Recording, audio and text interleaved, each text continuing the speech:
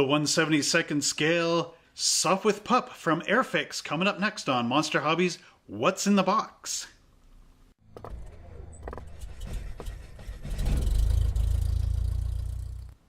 Hello everybody, my name is Trevor Slesky and welcome to another episode of Monster Hobbies What's in the Box, where tonight we are going to look at the Airfix Sopwith pup from October 1916. Well, the model kit is not, but the aircraft itself is. So, without further ado, let's go down and see what's in the box. Welcome back to our bench, where once again we are going to look at an Airfix World War I airplane. And this little guy is the Sopwith pup. Now, this is another British airplane, and I got this one at a model kit show. But they do still make it, I believe. Okay, so we will move the parts out of the way and start off with our instruction sheet. And here is the Sopwith pup from 1917.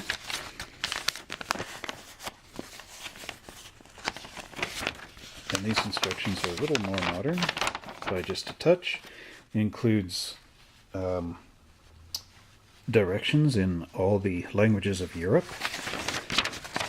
And now here's the instructions on the other side, and as you can see you get a pilot and a little seat and some nice detail with ribs and a full-out cowl.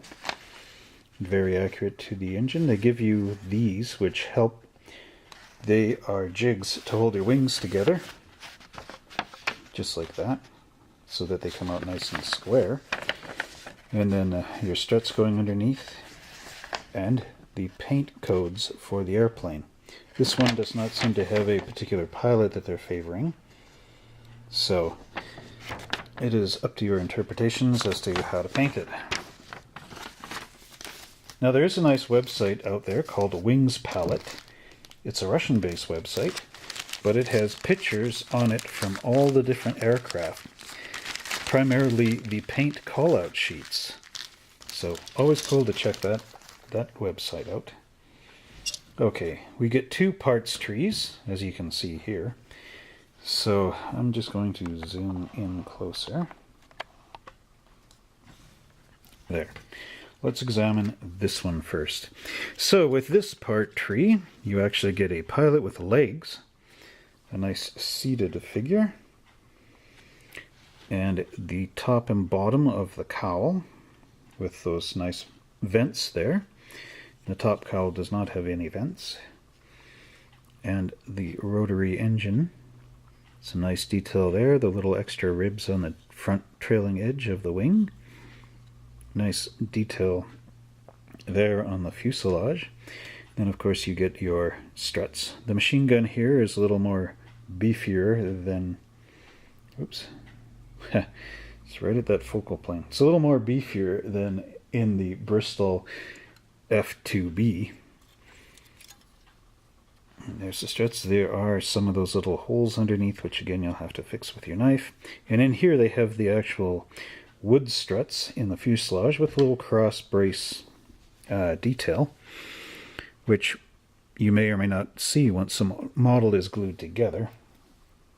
But that's just the way it goes. And then here's our second parts tree. There's those jigs for your wings to be equal distance on your model. Nice propeller on there.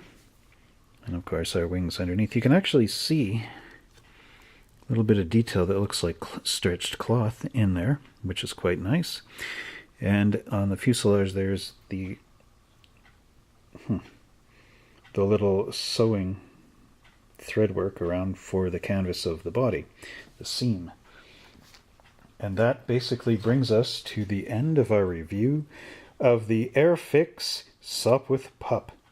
I just realized I missed the Deckle Sheet. So much like the other British airplane I just reviewed, this one has the red dots that you must align somehow into the dead center. And it's got, of course, the British markings for the rear tail fin. So quite nice. Well, we hope you enjoyed this episode of Monster Hobbies What's in the Box, where we got to look at the Airfix Sopwith pup. And if you would like to contribute and keep us flying high in the sky, don't forget to check us out. On our YouTube homepage, you can look for a little PayPal icon in the banner. And if you'd like to see some of our other available model airplane kits, please check us out at www.monster-hobbies.ca, and I'm going to put a link down below so you can go right to our model aircraft page. And don't forget to check out these other cool videos of model airplane reviews here, here, and here.